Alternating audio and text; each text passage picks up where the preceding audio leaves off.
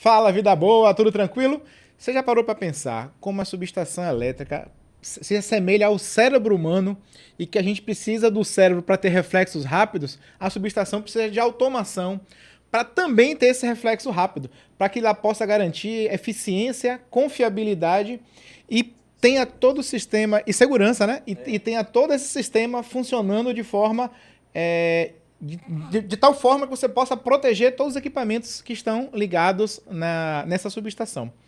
Bom, essa é a Automação com Vinho e eu sou César Feijó. Aqui a gente fala de automação, tecnologia, sempre num vocabulário mais simples. Você não precisa ser um especialista em automação para estar participando aqui do podcast. O que você precisa é sentar o dedão no like aí agora para poder ajudar o canal a atingir outras pessoas e compartilhar esse vídeo com quem você conhece que é da área técnica, que gosta de elétrica. Compartilha esse vídeo aí que vai ser bastante interessante.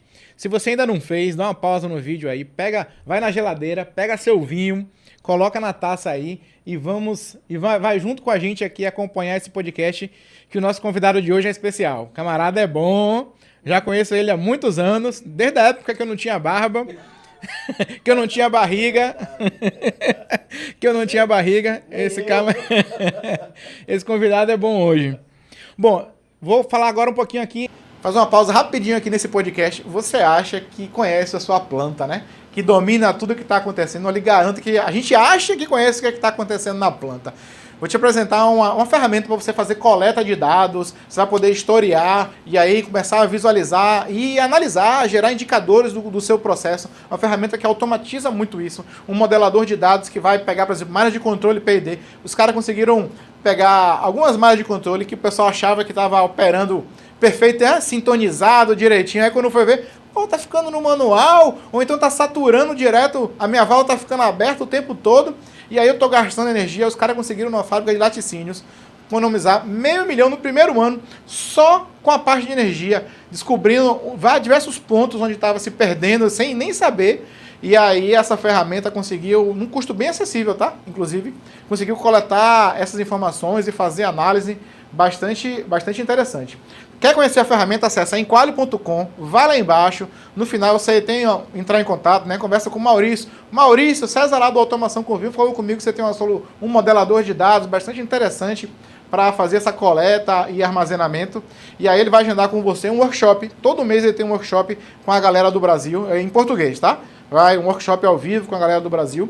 Você vai poder, eu garanto que você vai poder, na prática, você está lá na sua empresa, você terminou o workshop, você já vai começar a armazenar informações da sua planta e vai gerar indicadores e descobrir coisas que você nem imaginava que estava acontecendo no seu processo. Joia? Segue o vídeo. Nosso convidado hoje, Gleiston Castro, especialista em automação de subestações, com forte atuação em projetos de proteção, controle e integração de sistemas de energia elétrica. Gleiston, para a gente começar, qual foi o seu primeiro contato com esse universo das subestações e como você percebe essa evolução da área ao longo do tempo? Obrigado, Gleiston. Obrigado você aí pela oportunidade da gente estar conversando aqui, da experiência da gente de 36 anos já, né? A meu primeiro contato, respondendo sua pergunta, com subestação, com sistemas de automação, como você sabe, eu comecei trabalhando num fabricante de componentes elétricos e desde quando eu saí da faculdade, eu entrei para trabalhar nesse fabricante. Sim. E logo no primeiro mês eu comecei a ver coisas que eu não tinha visto na faculdade, né? Detalhes técnicos, coisas práticas. Quase nada você então, tinha visto. Eu já fui jogado para ser a pessoa dentro do fabricante e trabalhando aqui na filial que ia dar as respostas técnicas.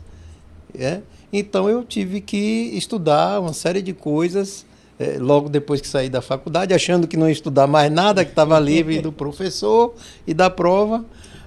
Então eu tive que estudar como é que funciona um contator, um disjuntor, um sensor.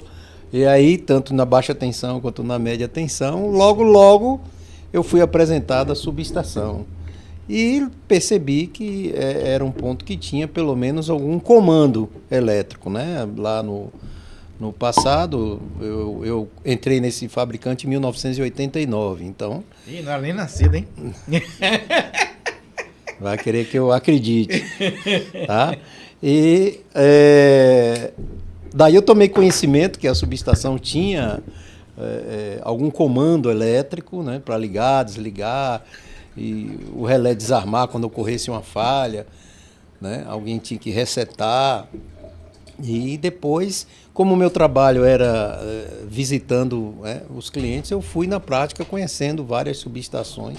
Então, vamos dizer assim, ao longo do ano de 1989 e 1990, né, o estudante absorve muita coisa, eu absorvi novinho bastante. Também, né? Ali, novinho também, aprendi muito nesse período aí, conhecendo pessoas também que tomaram seu tempo para me explicar alguma coisa, como seu pai, né? Sim. Lá na época, quando eu logo comecei, eu logo conheci a JMF e conheci seu pai. Uhum. E foi assim que eu fui aprendendo, porque durante a visita eu sempre era curioso e perguntava uma coisa e sempre achava uma pessoa dentro da fábrica para me explicar, olha, isso aqui é isso aqui é aquilo. E aí eu fui me interessando, procurando um pouco de literatura que tinha naquele tempo.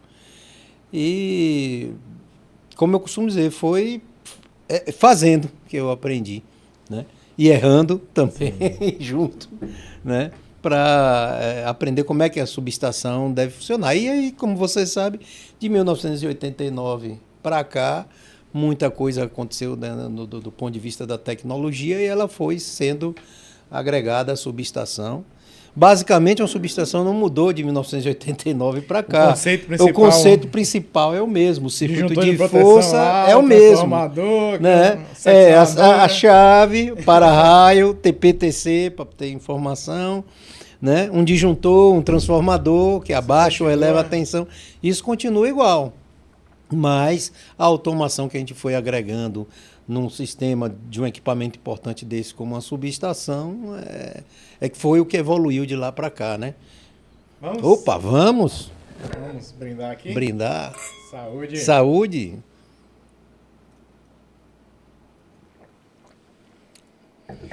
Show! Já tinha experimentado? Não, gostei.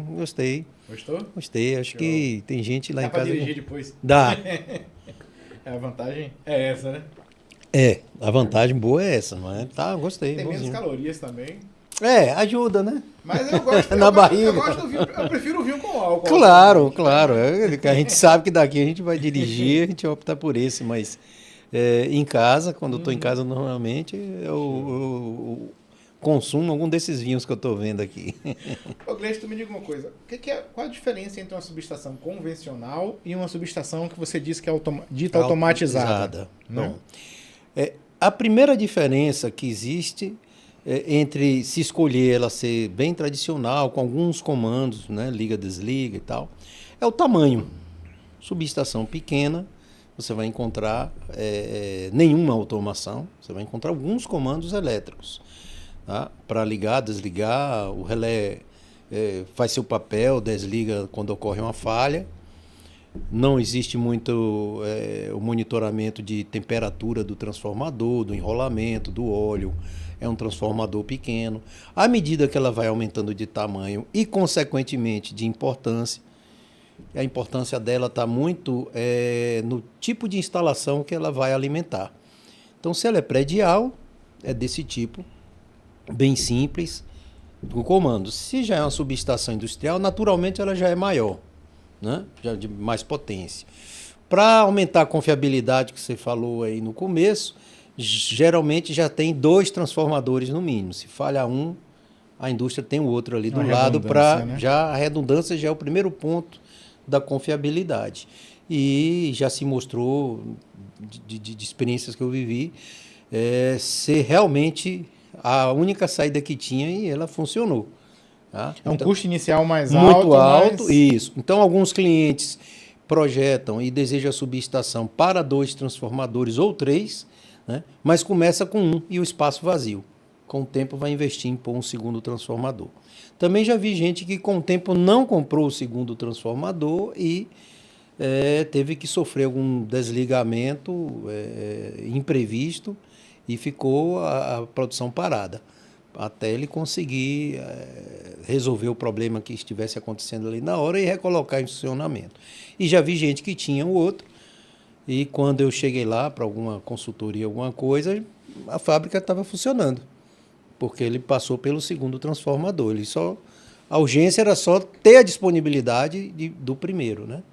Então, quando já existem 2 transformadores, já começa a ter a pequena necessidade de fazer o rodízio. Já entra aí um conceito muito básico de automação, uma programação semanal ou mensal, fazer o rodízio, para não ficar um transformador novo e outro transformador usado deteriorando. Tá? E para monitorar o transformador, principalmente o transformador, vários sensores já começam a ser aplicados e vão ao relé, para que o relé tenha informação do que está acontecendo com o transformador. O disjuntor em si, que antigamente era meramente um equipamento robusto para interromper o circuito no momento de uma falha, ele também agora tem agregado alguns sensores e sinais que vão ao relé principal, que deixou de ser um relé também. Quando a subestação sobe, aumenta a potência e a sua sofisticação. Sim. Hoje em dia ele já é chamado de IED, né? Que é dispositivo eletrônico inteligente, em inglês, né? E já é quase como um CLP, com suas entradas, saídas, programação, bem parecida de um CLP, mas de menor porte. Tá? Você já consegue fazer programações nesses equipamentos? Sim. Mandar mensagens para fazer a seletividade através de rede, isso, mensagens GUSI entre. Isso. Exato, tudo isso. Novamente, o que faz a diferença de, por exemplo, como você falou, ter mensagens GUSI usando IEC 6850 ou não, primeiro, o dinheiro no caixa do cliente para investir, porque custa. Depois, a potência da subestação e a importância dela para manter a confiabilidade de ter energia disponível para a instalação elétrica que ela alimenta, seja um shopping, um hospital, né? A potência de uma subestação de hospital ela é bem menor do que a de indústria, mas ela é importante, porque o que a subestação alimenta é um hospital. Dificilmente não tem redundância no caso.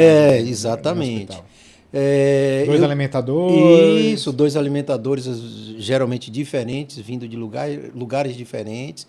2 transformadores na potência que cada um suporta o hospital todo, mas cada um opera com suas cargas, tá? E aí, através de chaveamento, se um disjuntor falhar, o outro assume a carga do que falhou e vice-versa. Tá? Sempre tem essa lógica. Ao longo da instalação, às vezes tem outros transformadores, então você chega com 69 kV, passa para 13.8, faz uma distribuição, depois tem que ter transformadores para baixar para 380, 220 volts para baixa tensão. E aí você tem, como um shopping center é comum hoje em dia, os nossos daqui, os maiores são assim, recebem 69 kV, passam para 13.8, distribui ao longo daquele prédio todo que a gente vê do lado de fora, e às vezes eles têm 10, 12, 15 subestações menores ao longo do prédio. E elas têm que estar se comunicando para que todo o sistema funcione. E existe uma seletividade entre essas subestações menores distribuídas? Sim. A seletividade começa lá da concessionária, né? Falando do ponto de vista de um shopping, uma fábrica. Então, começa lá na concessionária, passa pelo trecho do 69, do 13.8 até a baixa tensão. Os principais disjuntores de baixa tensão, os de maior porte, também fazem parte do conjunto todo de seletividade. E aí existem várias técnicas de seletividade, né? Ou, às vezes, você faz uma escolha que não necessariamente você privilegia a seletividade.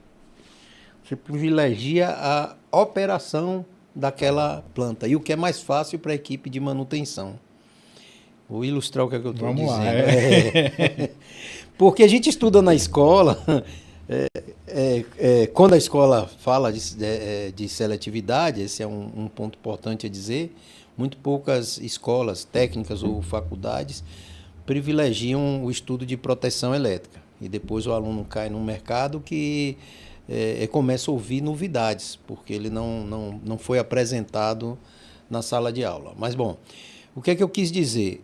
Na escola, a gente é ensinado a privilegiar a coordenação dos tempos de todos os dispositivos que fazem parte da instalação.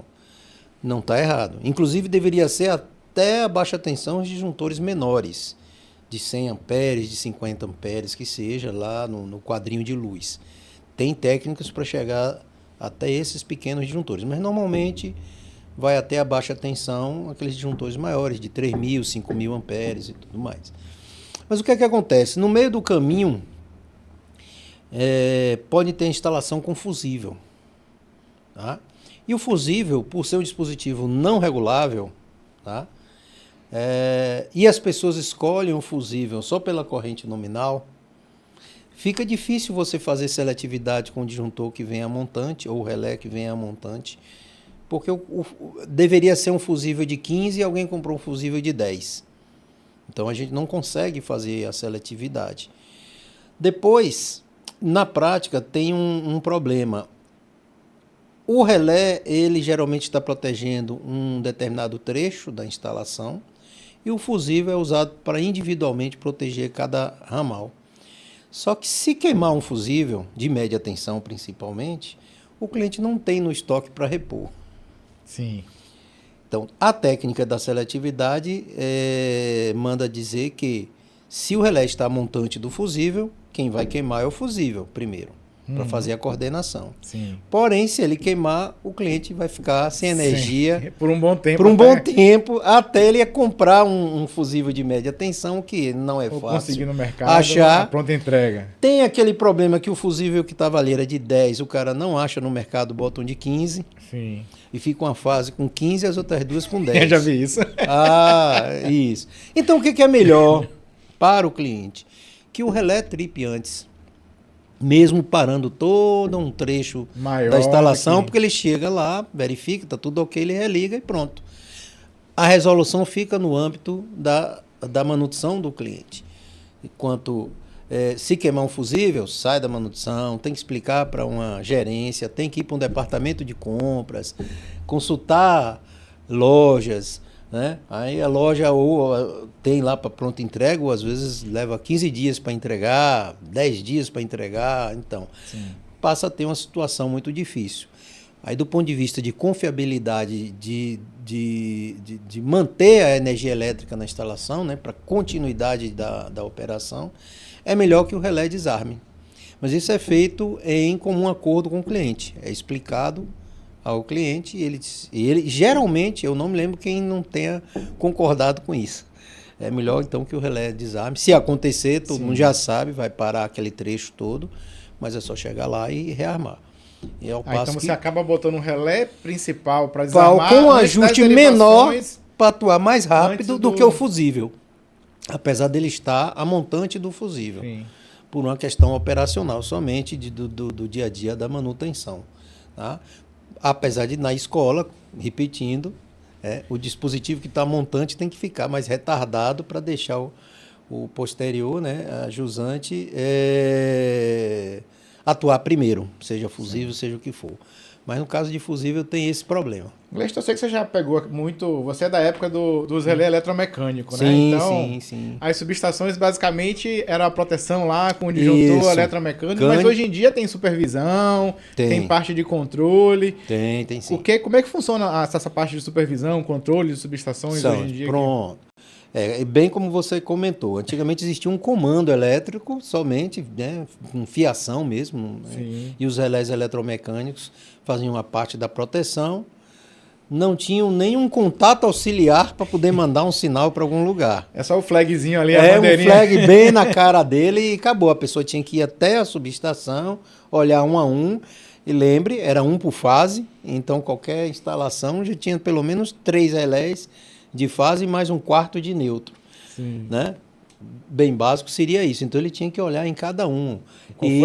Qual foi a fase? Se for instantâneo, se for temporizado, resetar e aí ter a coragem de ligar de novo. Porque também se ligava localmente. Tá? quase que na frente do disjuntor, e isso hoje não é muito aceito, até pela NR10, né? A norma das instalações elétricas. E a gente tem algumas técnicas para a pessoa não estar na frente do disjuntor no momento que ligar e desligar. Por mais que todo o cuidado tenha sido tomado, segurança é uma coisa que a gente atinge através de uma cadeia, né? De ações ou procedimentos para diminuir o risco ao máximo. Né? Isso, em camadas. Exatamente. Então, já se especificou o mais correto, o mais adequado, já se tem um recurso de comando, por exemplo, que você não religa uma subestação na mesma hora, ou muito menos à distância, totalmente, sem uma verificação. E hoje, bem simples de um relé atual, quando você aperta o botão para ligar, ele ainda faz uma contagem de tempo. Para você apertar o botão e dar tempo de todo mundo se afastar da subestação. 10 segundos, 15 segundos. E aí se aguarda o disjuntor fechar e todo mundo volta para a subestação. Já atende a NR10, só dando essa temporização. Esse já é um recurso que já vem nos relés modernos, mais atuais, que não vinham há 10, 15 anos atrás, apesar de eletrônicos. Você tinha que criar isso aí através de uma lógica.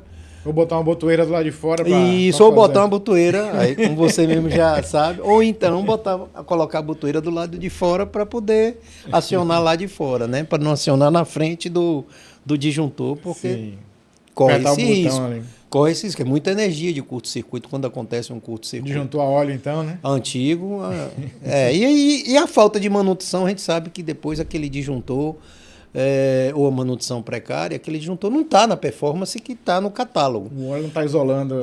Após ele abrir por um curto ou 2 curtos, ele certamente não está de acordo com aqueles parâmetros do catálogo.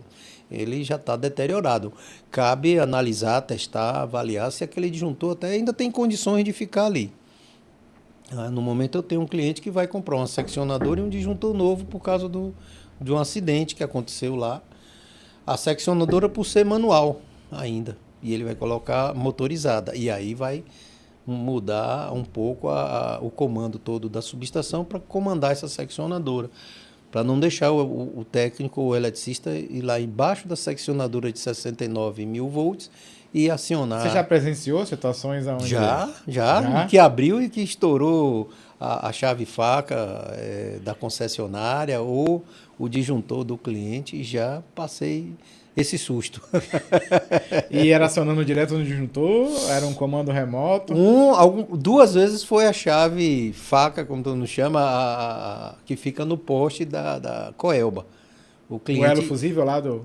aquela que fica o elo fusível, que o eletricista vai com uma vara bem grande e aciona para desligar ou para ligar. O cliente disse que tinha desligado e não desligou tudo. E aí o coitado do eletricista, na hora que abriu a chave, foi um marco elétrico enorme para todo lado. E não era corte em carga? Não deveria ser, mas foi. Porque ele não tinha desligado tudo. Já havia acontecido isso 2 vezes, uma aqui em Salvador e outra em Feira de Santana. E assusta, né? Tanto que o rapaz não quis desligar as outras 2 fases. Porque ele já tinha... Ele já tinha tomado, e com razão. Ele voltou lá para dentro, se certificou que estava tudo desligado e não estava. Mas aí a gente vem com essa questão da teoria do queijo suíço, né? Assim, um acidente não ocorre por um único motivo. Tem que coincidir. Todos os furos do queijo suíço... Você tem que se alinhar para você conseguir ter o acidente. Então faltou ele checar isso antes, né? Na verdade... Mas ele chega da rua, né? A pessoa da Coelba, conversa com a pessoa técnica do cliente. Está tudo desligado? Posso desligar? Ele confirma com a central, olha, eu vou desligar. A central está ciente que ele está ali na hora, no momento exato. Foi tudo programado, mas ele já... é agora que eu vou desligar. E quando ele aciona fisicamente a chave, né? E dentro da subestação já aconteceu acidente também? Dentro de subestação, quase acidentes, algumas vezes. Não tem jeito, a gente se envolvendo com isso, a gente presencia uma outra falha de equipamentos e tem que conviver com isso. É o risco da profissão. É muita energia em 69 mil volts, ou mesmo 13,8 kV. E esse risco é inerente. Então a gente faz na subestação, tudo muito lentamente e sempre em dupla. Um faz, o outro verifica. Enquanto um está fazendo, a gente até se afasta. Para não ser influenciado ele, né? pelo que ele falou, pelo que ele fez. Né? Porque às vezes quem fez e a coisa está errada, ele não consegue ver o erro. E às vezes é a posição de um fiozinho que ele tinha que ligar num borne e ele ligou no outro. Ele não consegue ver que está ligado no borne errado. Então, chegando uma outra pessoa, avalia tudo que foi alterado, verifica se tudo está ligado como deveria, essa pessoa consegue... aqui não está no borne 32, tem que ser no 34. Né? Até um simples borne. Ou vai ligar e vai energizar e a ponta do cabo tá aberta ali. Peraí, ali vai ficar com 13.8. Se eu ligar isso aqui, está solto ali. Vamos isolar a área, vamos separar as fases, porque eu preciso ligar. Mas estava largado assim em algum lugar e a gente vai ligar o disjuntor e aquela ponta vai ficar energizada. E quem estava mexendo com tudo não enxerga. Chegando outra pessoa, ela enxerga. Certa vez, para contar já o meu primeiro caso, eu resolvi um problema por telefone. Sim. Exatamente porque eu não estava lá. A empresa que eu trabalho... Mas você não foi influenciado pelo... Eu não fui influenciado pelo conserto, por nada, eu não estava lá. A empresa que eu trabalho, a gente foi fazer uma manutenção em Itapetinga, numa fábrica lá em Itapetinga. E qual é o procedimento básico? Se desliga de manhã a concessionária, a Coelba, o cliente desliga a subestação, tem uma série de serviços a serem feitos ao longo do dia e geralmente no fim do dia se religa. A concessionária vem, liga a energia dela novamente e depois é a parte interna. Quando estavam energizando a parte interna, o relé não deixava ligar. Entrava o disjuntor e saía. Entrava o disjuntor e saía. E aí, na linguagem de subestação, a gente fala que ficou pampeando. Né?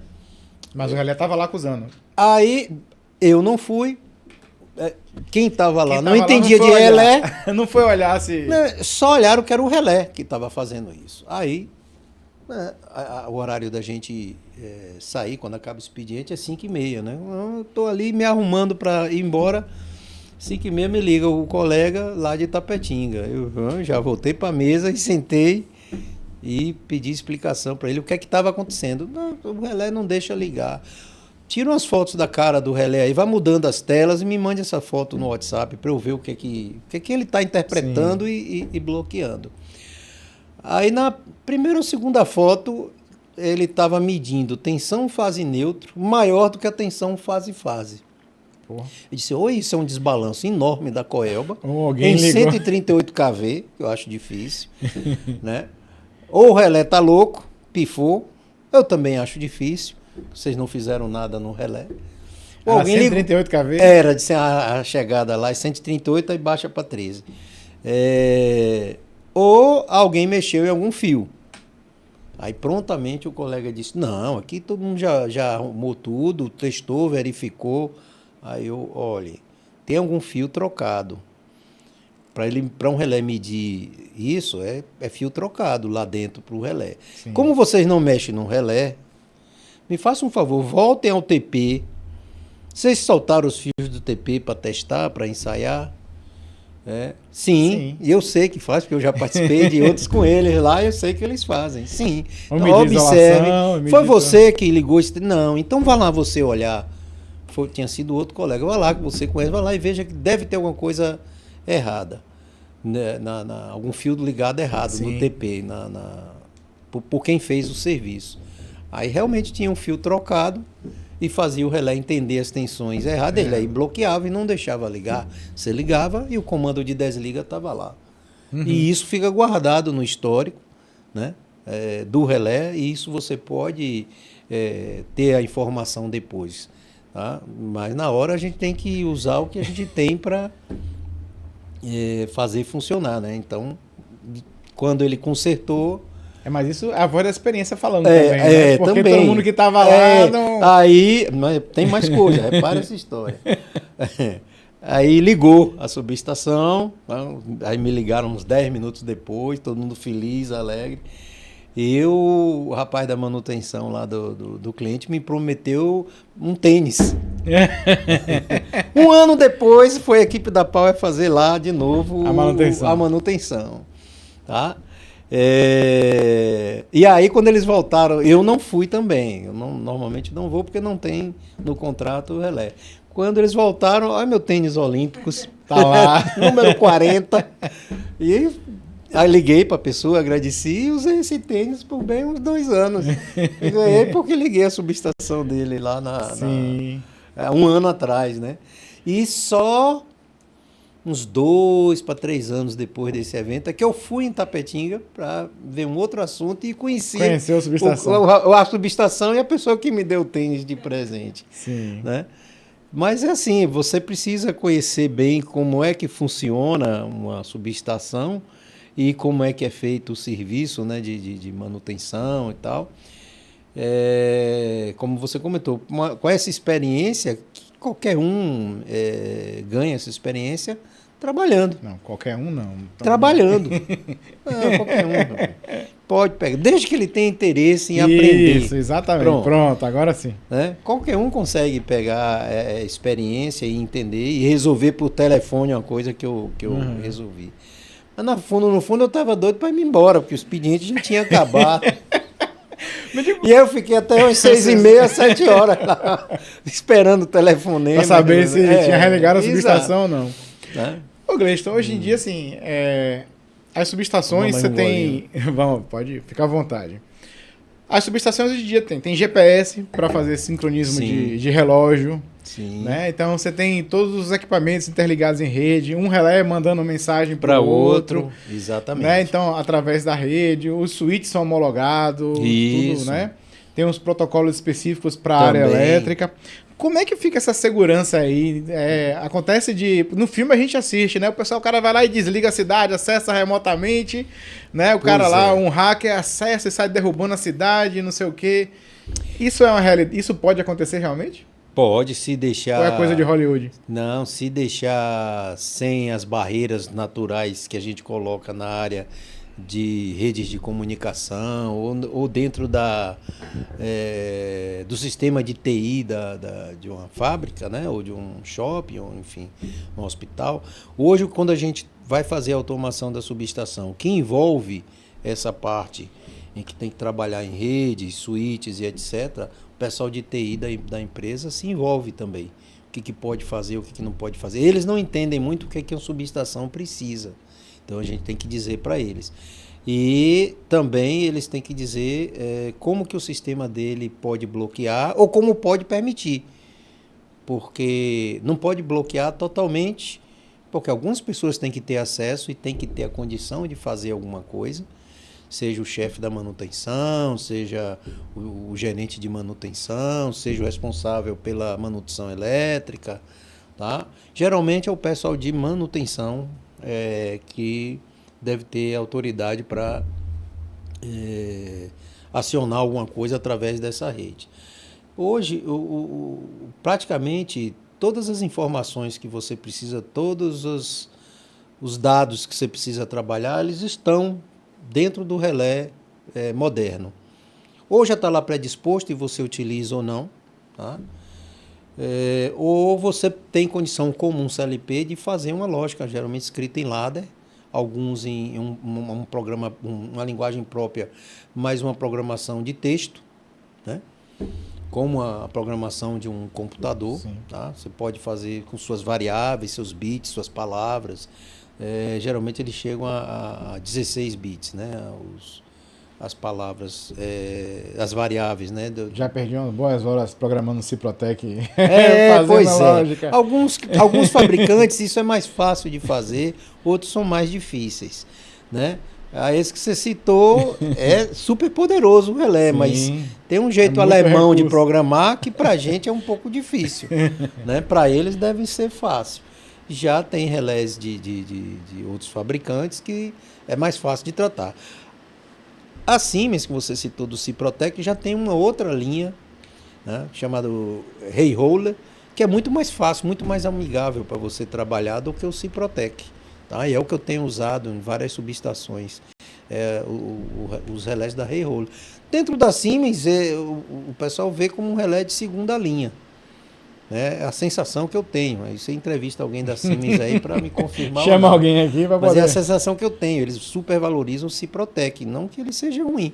Mas eu gosto muito de que o aparelho, a máquina, os sistemas se aproximem da gente do que a gente ter que se aproximar dos sistemas, entendeu? Então, quando aquilo é fácil para um ser humano entender e parametrizar, saber o que ele está parametrizando, o que ele está programando, eu tenho tendência de gostar mais desse aparelho, né, e desse sistema do que algum que se fecha, né, para o conhecimento de 4 ou 5, ou é muito complicado para você realizar a programação de um simples ato de ligar e desligar um disjuntor. Você tem que ir na linha tal, na página tal, no bloco tal, para simplesmente fazer um comando de ligar e desligar, que é um tipo de comando simples de uma subestação e óbvio que vai ter. Então, em certas linhas, o comando liga-desliga já vem um bloco pronto. Então, é isso que eu digo, que esse bloco de função está mais do lado humano do que do lado da máquina. E eu gosto de privilegiar os que estão mais fáceis assim para a gente entender. Você não ficar perdido, a coisa não funciona porque lá na página 44 eu esqueci de ativar um bit, né? Já deixa ativado, vai precisar sempre para ligar e desligar, e coloca tudo isso num bloco. Se eu não quiser usar aquele bloco, tem a linguagem, né, em separado, e eu posso criar o meu bloco e todo diferente e específico, tá? E funcionar como eu quero. Mas as coisas, padrões de subestação, elas já vêm prontas nos relés. Então, todo o sistema de produção de um transformador, o liga-desliga, o trip, a verificação, por exemplo, o que eu chamo de verificação? É importante para o relé saber fisicamente se o disjuntor que ele comandou está aberto ou fechado. Então, tem que vir um sinal de retorno do disjuntor aberto, disjuntor fechado. Não é? Uma coisa é ele comandar, outra coisa é ele ter certeza que fechou. E aí, quando ele tem certeza, ele avisa o próximo relé. Pode ligar porque o meu disjuntor está ligado. Sim. Já num curto-circuito, sou eu que tenho que tripar e desarmar meu disjuntor. Eu dou o comando e vejo que o disjuntor ainda está fechado, por alguma razão ele não. Eu aviso ao relé que está montante. Desligue porque o meu disjuntor não atuou por alguma razão. Tá? Isso é a seletividade lógica, né? Como chama para fazer isso. Então é importante ter essa informação do disjuntor aberto e disjuntor fechado. Parece simples, mas é uma delas. A gente tem que monitorar se o transformador gerou algum gás no seu óleo, porque desgasta ali com o funcionamento do transformador, a temperatura do enrolamento, a temperatura do óleo. Umidade. É isso. A umidade dentro do óleo do transformador, se os ventiladores externos que sopram no radiador funcionaram, tá? E a temperatura está baixando ou não, né? E isso tudo hoje pode ir ao relé. Ele tem uma série de entradas e saídas, não chegam a ser um grande PLC em si, mas você tem relés que podem chegar assim a 50 entradas e 50 saídas. Geralmente é tudo digital. Já a parte analógica não se usa muito na subestação, a não ser a informação da tensão, corrente e a temperatura. Mas muito da temperatura, isso é feito com o relé no transformador. E ele só manda 2 sinais digitais por relé de proteção. Né? Temperatura atingiu um nível, é alarme, subiu, tripa. Uhum. Eu já vi automações de subestações que monitora a distância via rede ou telefonia ou até satélite. Se a tensão descer do circuito auxiliar de uma subestação, está ok. Porque se essa tensão cair a um valor X, está na hora de chamar alguém para ir na subestação desassistida examinar as baterias.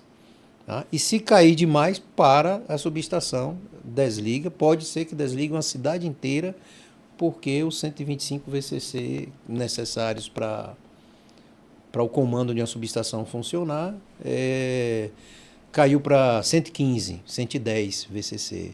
Então, se coloca lá alguns limites. Então, essa informação da tensão CC vai ao relé e o relé também já tem isso pronto para monitorar a tensão CC. O relé também pode monitorar se há continuidade na fiação que liga do TP e TC para ele. Então, por exemplo, do TC ele fica injetando uma correntezinha mínima pela entrada do TC, mas aí vira uma saída, para ver se tem continuidade no fio que vai ligado ao TC. A mesma coisa, ele verifica se o circuito de trip... que nem uns relés de segurança também, né? Que ele fica monitorando o contato. Também tem, mas hoje está tudo centrado nesse equipamento eletrônico, digital, que eu faço uma analogia muito grande com o PLC. É um PLC que já vem com várias lógicas prontas, típicas de subestação, você usa ou não, inclusive lógicas de comunicação serial entre E a lógica de uma subestação não fica mais centrada num equipamento só. Tá? Não existe mais nas subestações modernas um controlador geral comum. Isso talvez um concentrador de dados para subestações de concessionárias. Mas subestações médias, a lógica é toda distribuída ao longo de relés. Até porque se um relé pifar, não para toda a lógica da subestação. Né? As outras continuam. E você pode, inclusive, fazer um programa levando em consideração que um determinado relé do outro disjuntor pifou por alguma razão, parou de operar por alguma razão. E ela tomar uma outra decisão. Hoje, a proteção elétrica, por exemplo, tem relés que chegam a ter 6 configurações de proteção elétrica. E você pode, pela automação, até via rede também, usar basicamente a configuração 1, é a que opera sempre. Entrou transformadores em paralelo, aquele ajuste lá de sobrecorrente muda para a configuração 2. É a 3, 4, 5, 6. Tá? Você pode alterar as curvas, as famosas curvas dos relés, das proteções, e define quais proteções serão mudadas. Tá? Tem algum tipo de proteção que fica mesmo em todos os 6 grupos, e outras vão mudar, depender da configuração. Se tem 2 transformadores presentes, 3 transformadores presentes, um só, cada um cuidando de sua carga ou eles em paralelo. Então, todas essas situações típicas de subestação hoje são previstas dentro dos bons relés, né, dos relés automatizados. Então, você não tem que escrever um programa para essas coisas típicas. Senão, por toda subestação, você tinha que escrever de novo um programa para fazer as mesmas coisas, né? Mesmo assim, os relés ainda têm a programação própria com entradas e saídas e a programação da comunicação serial. Uma questão que sempre fica a briga aqui é a questão dos patchings, né? Como você comentou, né? Cada vez hoje em dia as subestações são monitoradas remotamente, a longa distância. Sim. E aí eu faço a atualização dessas firmwares dos relés, não faço? Deve fazer como qualquer equipamento digital, né? Para ele melhorar e ele evoluir. Agora, como numa planta industrial, é muito arriscado você fazer essas atualizações de firmware. Sim. Né? Que os fabricantes normalmente disponibilizam para melhorar o produto deles, né? Essa é uma correção a ser feita, ele vai lá e manda uma atualização, né? E existe também... Ou uma questão de segurança, que é o caso, né? Isso, para melhorar a questão da cibersegurança. Bom, abrindo um parênteses um pouco no que você falou, vou chegar aí. A gente não comentou da segurança, né? Eu falei de tudo isso no relé. Então, o relé, nos relés ou no sistema que você desenvolva, que isso pode estar num software supervisório na central, né? Conversando com os relés via rede, e ali você tem todo o histórico, todo o dedo duro de tudo que aconteceu na subestação registrado, momento a momento, porque tudo isso é registrado dentro dos relés. Ligou, desligou, os trips, ou alguns alarmes, fica todo registrado dentro do relé, para não ter necessidade de um software supervisório, mas por comodidade a gente pode colocar via rede toda essa informação no computador. A gente pode fazer a tal da seletividade lógica via rede, via EC61850. Ela foi criada para... Então, tudo isso dá margem a alguém entrar num sistema desse, alterar uns poucos parâmetros e invadir. Então, tudo que se aplica de cibersegurança para uma planta operacional industrial ou de um shopping, vale para a subestação. Aí, aquilo que eu comentei mais cedo, o trabalho, né, da automação da subestação com a equipe de TI do cliente para poder a coisa fluir adequadamente e manter a proteção, tanto quanto de uma máquina ou de um processo industrial. Precisa estar seguro desse ponto de vista, a subestação também. Novamente, sem energia não tem nem planta para rodar. Sim, não vai funcionar nada, né? Exatamente. E a atualização de firmware, às vezes acontece ser necessário porque às vezes você compra um relé, o relé vem de fábrica com o firmware já desatualizado. Aí o software que você instala no computador para falar com o relé, precisa que o relé tenha o firmware 2.0 e você está com o firmware só 1.0. Então você às vezes atualiza para isso, para poder comunicar e conseguir fazer seus ajustes. Hoje está uma tendência de que você compra um relé, como é que eu posso dizer? Praticamente sem firmware, só o hardware. Aí você com o software faz um acesso básico e instala o firmware com as proteções que você quer. O fabricante vende o hardware é o mesmo, mas ele vai lhe vendendo por software a proteção que você quer. E o preço vai subindo de acordo com as proteções que você quer. Então, se antes você comprava uma taça para água e uma taça para vinho, tá? Você compra uma taça. E habilita ela para água? Habilita para água ou para vinho. Exatamente. Alguns estão fazendo de maneira um pouco diferente, mas basicamente isso. Antigamente você tinha o relé de rede, o relé de subestação, o relé para gerador, o relé para capacitor, o relé para motor, né? E hoje é o mesmo relé, o mesmo hardware. Aí você coloca as funções para cada tipo de aplicação. Você precisa entrar com o TC e o TP nele, o resto isso, o resto é firmware que você coloca. Aí você quer o mesmo hardware, que essa porta de comunicação fale Modbus, ou fale EC 61850. Aí você coloca para esse firmware já vir aquele relé se transformar num relé que se comunica no protocolo que você deseja. Mas o hardware é basicamente o mesmo. O que muda é um com poucas entradas e saídas, outro um pouco maior, a depender da aplicação. Mas por que a gente teve esse último apagão aí? Foi o quê? Que eu fiquei sem energia, preso num posto de gasolina. De quais que você está falando? De quais que você está falando? Como é que está a nossa distribuição no Brasil? Eu sei que em termos de ligação... Esse último... Bom, eu também sofri com alguns apagões, tá? Então, eu estava em Fortaleza e meu hotel era no 18º andar. E eu fiquei preocupado como é que eu vou fazer para subir 18 andares para chegar lá, não tinha gerador, dormir. Não? A minha sorte é que depois da bagunça toda que ficou a cidade de Fortaleza, com os semáforos apagados, eu cheguei no hotel, a energia foi retornando. Eu aí peguei um sanduíche embaixo, subi, aproveitei o elevador e disse, agora não desço mais. Porque se faltar energia, eu já estou aqui no 18º andar. Tem que descer, é mais fácil do que subir, né? Exatamente. Se precisar, a gente desce, mas não vou. Vai que me pega lá embaixo e dá outro apagão, né? Mas o que acontece geralmente com esses apagões é um erro operacional e você joga muita carga para uma linha e aí o relé funciona. Não errado, não inadvertidamente, é porque sobrecarregaram a linha porque a primeira apagou por alguma razão e aí sobrecarregou. Ou porque se faz alguma operação de chaveamento por causa de uma manutenção e aí termina se sobrecarregando uma linha e aí essa linha desliga. Nossa interconexão de todas as fontes geradoras de energia no Nordeste, no Sudeste, no Sul, no Centro-Oeste, ainda realmente é carente de ter alternativas. Então só existe uma linha ligando de A para B. E se essa linha desligar por alguma razão, apagão, falta energia. O que eu posso comentar é que no Nordeste a gente tem um bom sistema de geração de energia já por conta da energia eólica e solar. Tá? Hoje o Nordeste não tem mais, em si, não tem carência de geração de energia elétrica, tanto que pode exportar para as outras regiões do Brasil.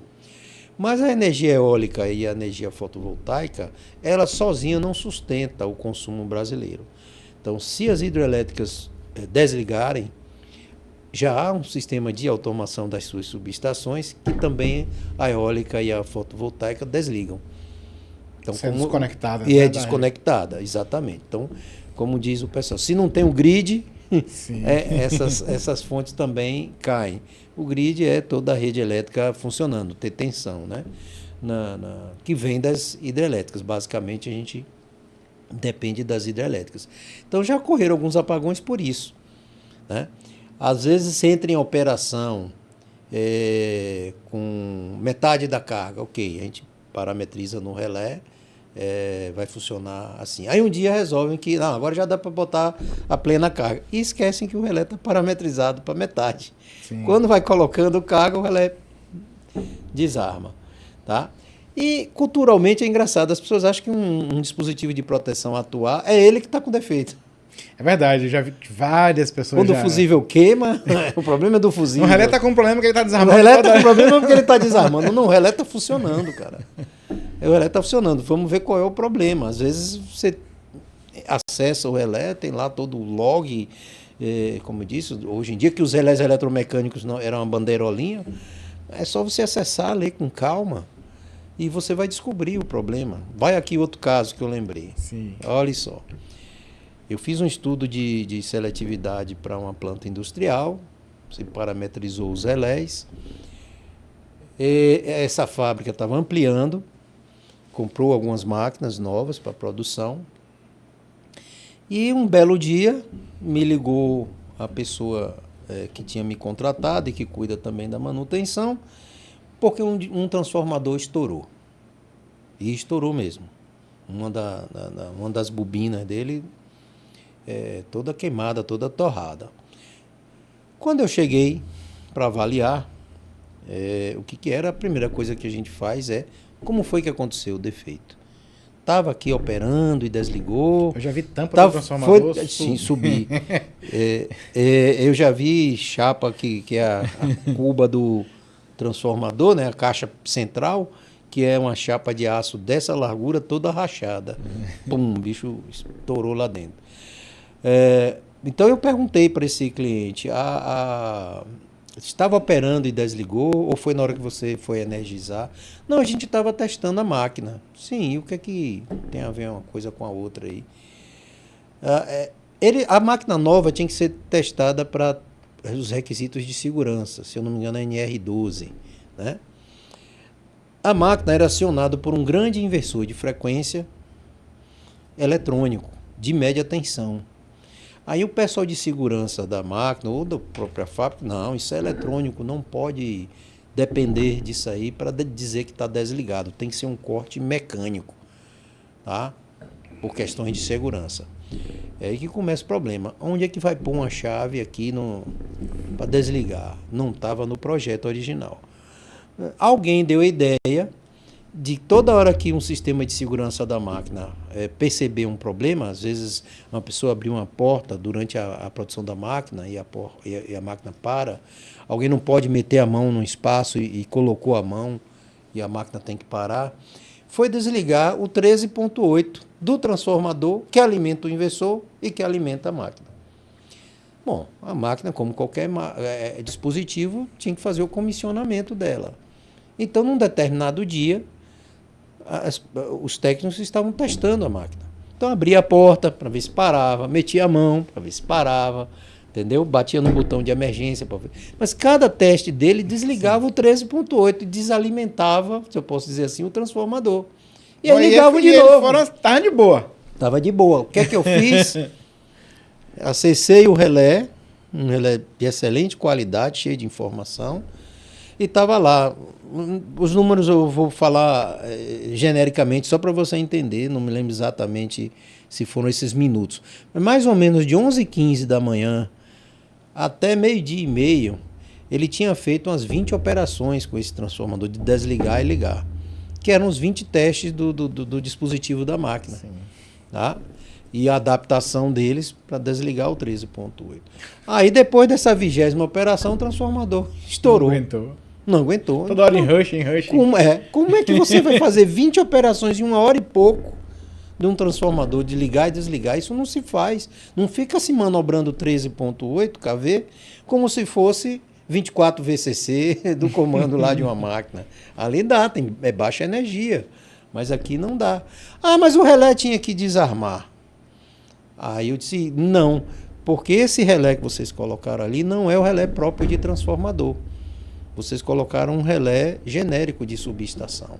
Deveria ter umas proteções nesse relé que monitorariam o transformador, ou até você limitaria o número de operações por hora, tá? 5, 6, e ele ia travar. O relé é bom, mas o relé não tem essa função. O relé foi comprado errado, né? Para essa tarefa. Então, é o mesmo você comprar um carro de passeio para funcionar como uma picape para você levar carga, né? Até você consegue colocar algumas coisas no banco de trás, na mala, sim, mas não é o carro devido para se fazer transporte de carga, né? E foi o que aconteceu. E tinha uma segunda máquina, um segundo transformador, um segundo inversor de frequência. Eu disse, vai acontecer com aquele outro ali se vocês não trocarem o relé. Aí ficou aquela disputa, quem errou, quem não errou, quem vai pagar o prejuízo para trocar o relé. Resultado, o outro transformador queimou. Também, pela mesma razão. Mas tinha que continuar a instalação da máquina, o comissionamento da máquina, e fizeram a mesma coisa. Tem alguns inversores de frequência de média tensão, principalmente, que ele já embute essa proteção. Ele sim, não deixa ele partir mais do que 2 vezes por hora, sim, etc. Sim. Isso estava liberado no inversor, porque desliga lá no 13.8, tranquilo, já está funcionando. É mesmo que chavear 24 VCC, é o que provavelmente pensaram. Então, felizmente eu consegui chegar a todas essas conclusões, porque hoje, num relé de proteção, tem todas essas informações que podem, é um sistema supervisório, que você pode ver de uma subestação lá no Japão, você vê aqui. Assim como uma rede de automação com PLCs de hoje em dia, ou sistemas mais sofisticados, que você pode controlar pela internet. Você pode controlar pela internet uma subestação, não deve, né? Porque, como eu disse, a pessoa pode provocar um enorme curto-circuito, estourar e dar um prejuízo de milhões.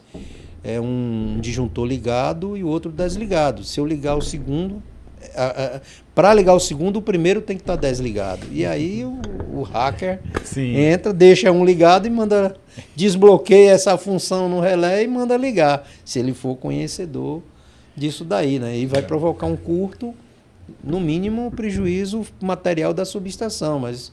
E a parada da planta, né? O lucro cessante. O lucro cessante da planta ou de um hospital, enfim. Lester, vamos fazer um ping-pong aqui? Pronto, vamos lá. Umas perguntinhas e umas respostas rápidas? Pronto. Um erro comum em projetos de automação de subestação que não deveria acontecer? Eu não vou falar necessariamente um erro do projeto em si, porque quando se faz o projeto se pensa bastante. E ele sai até bem feito. O problema é mexer na subestação depois e não atualizar o projeto. Tá? Então coloca mais um fiozinho, mais uma necessidade durante o comissionamento e o desenho não está atualizado. Esse é um erro comum de acontecer, que de certa forma é ligado a um projeto, né? O projetista aqui já está defendendo o lado dele. O problema é o cara lá no campo que não faz o S-Build. O S-Build como deveria fazer. Ou no melhor, quando ele é bonzinho, tá escrito a lápis no papel, no desenho que ficou lá na subestação. Tá? Mas pode acontecer sim de esquecer uma função, esquecer um sinal e o relé não ter mais entradas para receber mais sinais. É que o concessionário em geral aprova o projeto, então passa por uma outra revisão. Passa por revisões, por várias pessoas. E é interessante fazer quando a empresa, quando o cliente tem uma equipe técnica que entenda um pouco para dizer para quem projeta, para quem constrói, o que é que quer, o que é que deseja. Quando não tem isso, a gente faz da nossa cabeça, do típico que é de uma subestação. Para depois que tem uma subestação toda pronta, ele dizer que deveria fazer algo. O maior desafio técnico que você já enfrentou na área? Bom, de regra geral, quem trabalha na área técnica, o maior desafio é se comunicar com o cliente, né? De regra geral. Alinhar as expectativas. As expectativas, que a gente conversou, eu acabei de falar aqui, exemplificar aqui. Então, como desafio técnico, é ter que interligar subestações. Eu estou num projeto agora que eu preciso interligar 2 subestações através de 2 alimentadores da Coelba e mais um sistema de geração própria e tudo de alta potência para fazer tudo isso funcionar. É um desafio. Eu conversei bastante com a equipe técnica do cliente. Ele teve que desenhar para mim passo a passo como que a operação tinha que ser, porque eles aqui conhecem. Mas quando é assim, é um desafio, mas quando é assim é bom, porque o cliente está me dizendo como é que ele quer. E essa foi a subestação que está a 13 km uma da outra? Uma 13 quilômetros uma da outra, exatamente. Aí vai funcionar. Ainda vai levar talvez 2, 3 anos aí para funcionar, porque tá um trio-way de 5 MVA, de 20 MVA. De 20 MVA? 5, não, de 20 MVA. Tá? 3 geradorzinhos, cada um de 4 a 6 megawatts. Né? São geradores bem grandes e que tem que sincronizar com a rede da Coelba ou outra rede e alimentar, uma subestação alimentar a outra quando falhar de cá, né? A outra vem e alimenta. Então, foi um trabalho conjunto, longo, demorado, com o cliente, com a gente que faz projeto e com o fabricante que vai fornecer os relés e toda essa automação. É pior que o three-way, porque você ainda tem um gerador para alimentar, então é pior ainda do que a questão... se fossem 3 interruptores diferentes para acender a mesma lâmpada, é um four-way, né? Fazendo analogia sim, aí. Sim. Só que quando dá um curto na lâmpada é uma coisa, quando é na subestação e 20 MVA é outra. É outra. Então a gente, como eu disse no início, fazer tudo com calma para lembrar de tudo que precisa ser feito. Uma tecnologia que ainda vai revolucionar as subestações. A subestação, ela faz parte... Ou está revolucionando? No momento não tem nada assim tão revolucionário. O pessoal da área de subestação é bastante conservador, né? E não é o ambiente para se servir de laboratório de novas tecnologias. A gente espera que ela fique um pouco mais madura para aplicar. Então, durante muito tempo, os relés eram eletromecânicos, quando já existia digitalização. A eletrônica já tinha... E aí ainda existem relés eletromecânicos em alguns lugares, né? Porque o cliente não optou por digitalizar. Então, você vê em fábricas que existem aqui no estado da Bahia. Tá? Então, o pessoal que trabalha com automação, ou com subestação, desculpe, é bastante conservador.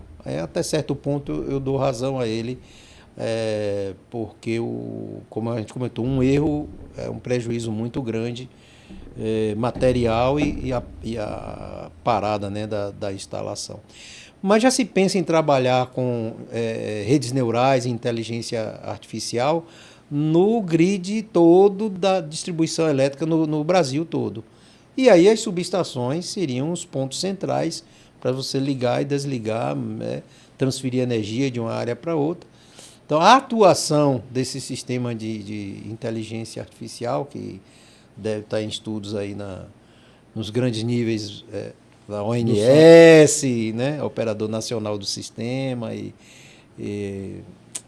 ANEEL, né?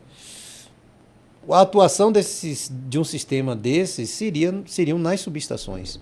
Então, elas teriam que se preparar para mandar informação para essa inteligência artificial e, ao receber a ordem de ligar ou desligar, fazer uma análise local, responder, vou ligar, vou desligar, ou dizer não. Tá? Por aí. Se você pudesse voltar no início da sua carreira, o que você faria diferente? Sei lá, Boa pergunta. Eu posso dizer que, felizmente, eu consegui passar a minha vida e as coisas que eu fiz, que eu não me arrependo de nada do que fiz, do que aconteceu. Às vezes você se arrepende do que não fez, né? Talvez de algumas coisas que eu gostaria de ter feito e não fiz, mas não mudaria nada do que aconteceu na minha vida em si.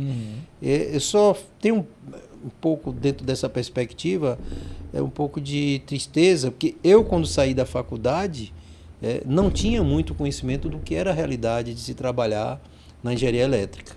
E vejo os estudantes de hoje em dia, eu já estou há 36 anos, para 37 anos formado, eu vejo os estudantes de hoje em dia continuam saindo sem uma boa preparação para o mercado de trabalho que eles vão enfrentar. E é natural que você encontre engenheiros jovens que desconhecem certas coisas que, para quem é mais velho como a gente, é básico, né? É porque eles não tiveram tempo ainda de aprender. Aqueles que se interessam, né? E aparecem alguns esforçados que se interessam e eles evoluem como pessoas técnicas. Mas se eu tenho alguma tristeza a respeito disso, não é necessariamente comigo, é ver que isso não mudou depois de 30 e tantos anos, né? Eu gostaria de ter sido melhor preparado para entrar no mercado, mas, enfim, a gente foi aprendendo naturalmente, enfim, à medida que as coisas iam acontecendo, como todo mundo, né? Um erro e corrigindo. Alguma coisa a gente não comentou aqui que você gostaria de falar? Ou a gente falou bastante? A gente já falou bastante, contei uns casos, né? Os casos são bem... São bem ajuda a passar um pouco da experiência. Uhum. E principalmente fica aí um recado que tudo que a gente faça com subestação elétrica e automação, a gente tem que lembrar que está trabalhando com uma quantidade enorme de energia, né? Está trabalhando não só com ligar e desligar de disjuntores, mas com proteção elétrica e uma série de fatores que a gente tem que observar. Por exemplo, hoje em dia entra circuito fechado de televisão, dentro de um CFTV, dentro da subestação, sistema de incêndio, são sistemas auxiliares, mas quando acontece, por exemplo, um desarme da subestação, pode ser que seja necessário ativar uma câmera do circuito fechado de TV, já foi discutido isso, não terminou não fazendo. Foi discutido isso. O sistema de alarme e controle de incêndio tem que ser ativado assim que perceber algum problema que pode vir dos relés essa informação.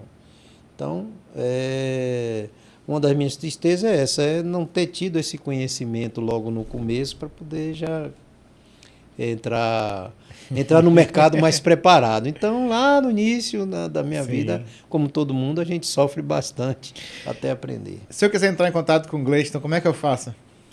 É só ligar para mim ou me procurar por e-mail, pelo WhatsApp. Qual é o WhatsApp ou o e-mail? O telefone é 99-387-4242. 71 DDD, né?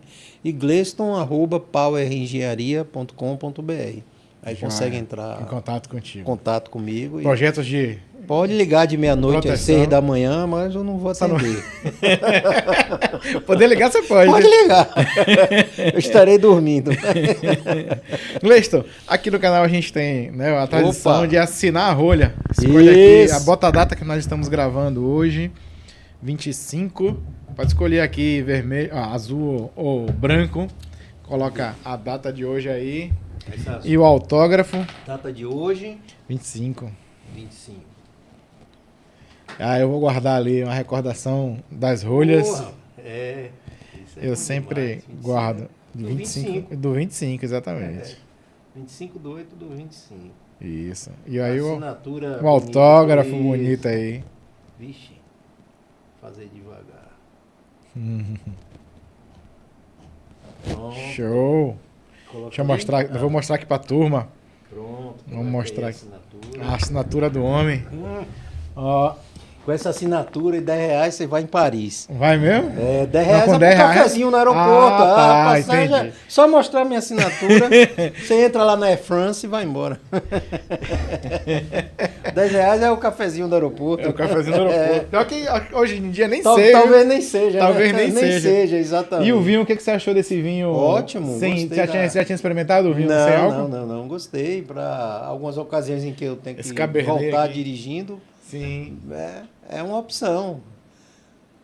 A gente sente falta do álcool. Eu sinto. Isso é normal. Mas eu gosto também. O sabor não é igual a suco de uva, né? Não é não. Com certeza. Bom, pessoal, para você que ficou até aqui, segue a gente aqui nas redes sociais, no Instagram, @automaçãoconvinho. Se quiser se tornar membro do canal também, R$ 7,99 por mês, não é um grande valor, mas vai ajudar a gente bastante aqui a manter a estrutura e trazer esses convidados, como você pode perceber hoje, Gleison aqui, bastante técnico e que tem... Com certeza você aprendeu alguma coisa hoje com o homem aqui, que ele é bem importante. Joia, obrigado, valeu!